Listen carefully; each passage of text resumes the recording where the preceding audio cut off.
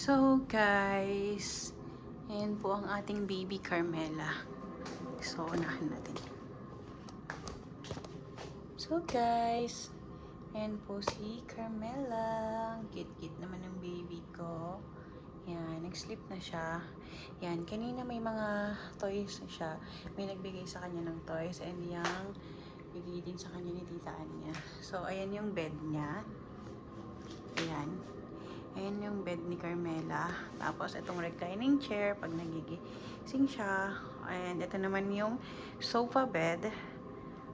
Dito kami natutulog ni Melo. Na minsan ako lang. Minsan nandyan si Melo. Tapos, ito yung view namin. Guys, sobrang ganda ng view namin dito. Oh, ayan, diba? Sobrang ang peaceful lang. Tahimik. Yan. And, ito yung table and chairs. Pagkakain kami. And, syempre, ayan, may TV din. And, cabinet. Madumi. Magulo. Basta andyan yung mga gamit namin. Yung mga ibang food. Sa itong fridge. Pero, for medical use only. Like, yung milk ni Carmela or gamot. Yan, ganyan. Hand washing area. Cabinet again. Tapos, ito yung milk ni Carmela. Ayan yung pump niya. Kasi nga, siya eh. Diyan siya nag-feed. Pump feed siya. So, ayan.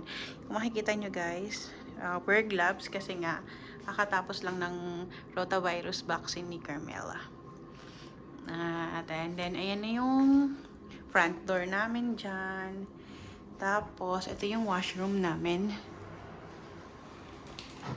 Ayan, hindi ko na masyado ipapakita kasi medyo magulo din. Ayan, ayan, ayan. May shower dyan. And ayan. Ayan. So, yun lang naman. Yun lang. Tapos, ito, parang laundry siya. Diyan nilalagay yung mga maduming bedsheet kasi yung sa mga hinihingi namin, mga blanket. Tapos, meron din dito yung mga gamit naman yan, mga medical, din yan, equipment din yan. So, ayan. Ito yung room namin. Yun na.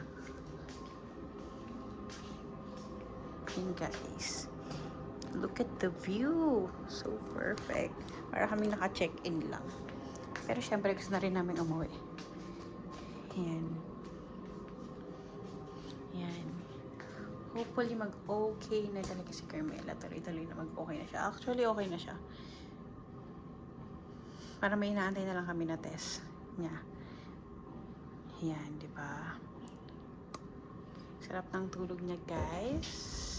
And, hindi na si Melo. Ayan. May dala siyang food. Nagluto siya ng food namin.